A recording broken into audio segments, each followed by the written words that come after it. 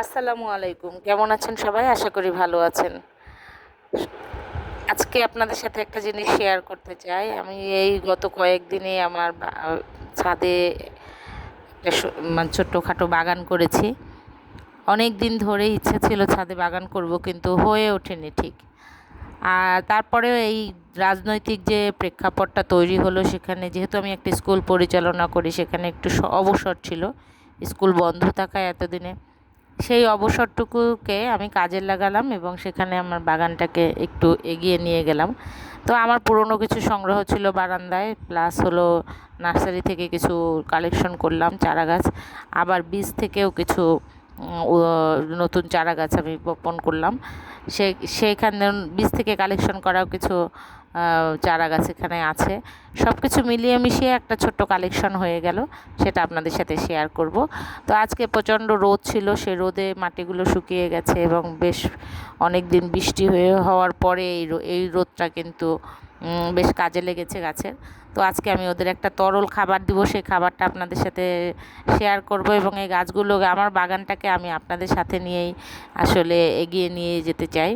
তো এই যে স্টেডিয়ামের পাশে আমাদের বাসাটা হওয়াতে কিন্তু ছাদটা মানে আমাদের দেখা যায় অনেক সময় খেলা দেখতে আমরা এখানে এই ছাদের এই জায়গাগুলোতে আমরা ব্যবহার করি। আর আর আমাদের বাসার বাচ্চারা, তারপরে বড়রা সবাই মোটামুটি ছাদে একটু হাঁটাহাঁটি করে, একটু সময় পার করে। তাছাড়া আমাদের বিল্ডিংয়ে সবার মধ্যে একটা ভালো বন্ডিং আছে। এটা একটা মিলন ক্ষেত্রও বলা যায়, যখন সময় পায় আড্ডা মারে বা হলো একটু সময় কাটায়। সেই হিসাবে সবার দাবি ছাদটা একটু ফ্রি থাকুক। অনেক গাছ লাগিয়ে যে আমরা ছাদটাকে একদম ব্লক করব, সেরকম কোনো সুযোগ আসলে নাই। কারণ সবার মনের চাহিদা এটা একটু ফ্রি থাকুক। তো তারপরেও মানে একটু কি বলবো, সবার ইচ্ছার বিরুদ্ধও হতে পারে হয়তো বা। আমার শখটাকে একটু এগিয়ে নিয়ে যাওয়ার জন্য আমি কিন্তু আবার নতুন করে উদ্যোগ নিলাম। আর এই যে দেখেন, অনেক বীজ থেকে যে চারাগুলো বের হয়েছে দেখা যায় ছোট ছোট। খুব বেশি দিন হয়নি, দিন 15 হয়েছে আমার বাগানটাকে আমি ডেকোরেট করতে শুরু করেছি। মানে অর্থাৎ ছাদে বাগান করছি এই দিন 15 হবে।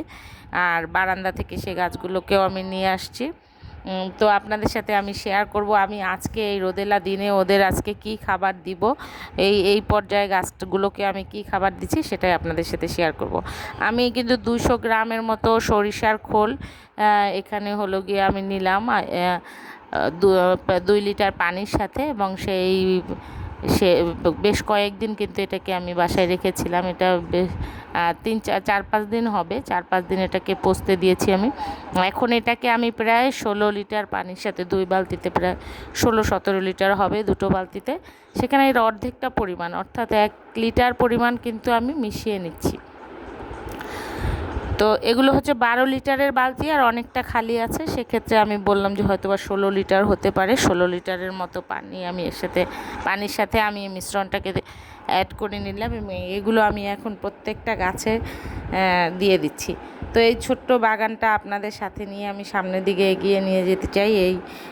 আমার এই পরিচর্যার ফলে বাগানের কি রেজাল্ট আসে এবং এখান থেকে আসলে কি কতটুকু আমি আউটপুট পাই সেটা আপনাদের সাথে শেয়ার করব।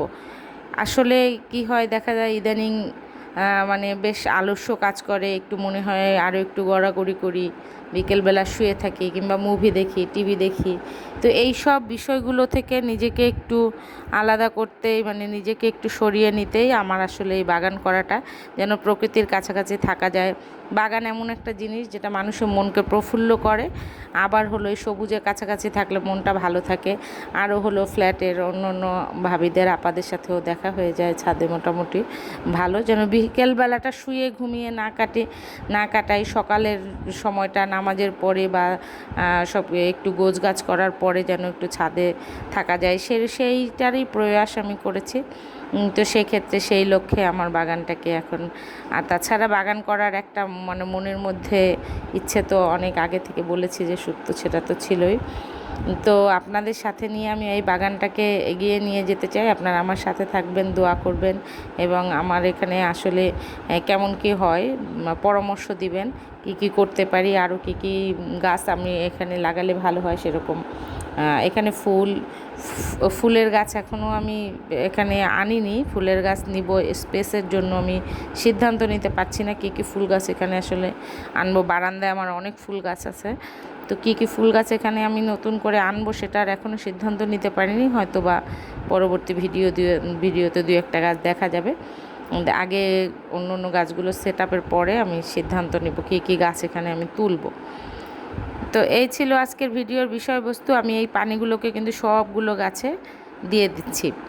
এখন অনেকের মতে এটা নাকি মানে এত বেশি ওদের প্রিয় খাবার গাছের খৈল পচা সরিষার খৈল পচা পানি যেটা বলে এটা। তো খুব বেশি দুর্গন্ধ কিন্তু হয়নি, যেরকম বলে সবাই যে অনেক দুর্গন্ধ বা সেরকম কিন্তু কোনো ব্যাপার ছিল না। বেশ কয়েকদিন আমি এটা পচিয়ে নিলাম এবং অল্প স্বল্প একটু দুর্গন্ধ ছিল, কিন্তু পানির সাথে মিশিয়ে নেওয়ার পরে কিন্তু সেরকমটা ডিস্টার্ব আর ছিল না। আমি একটু ভয় পেয়েছিলাম যে আসলে এখানে সবাই উঠে সেরকম কী অবস্থা হয়, তো তেমন কোনো প্রবলেম হয়নি। তো এই সারটা দেওয়ার পরে, এটা গাছের খুব প্রিয় খাবার, এটা আমরা অনেকেই জানি। এটা এখন কি অবস্থায় দাঁড়ায় সেটাও পরবর্তীতে আপনারা সবাই সাথে থাকবেন, দোয়া করবেন। আজকে ভিডিওটা ভালো লাগলে লাইক কমেন্ট শেয়ার করবেন। ধন্যবাদ। আল্লাহ হাফেজ।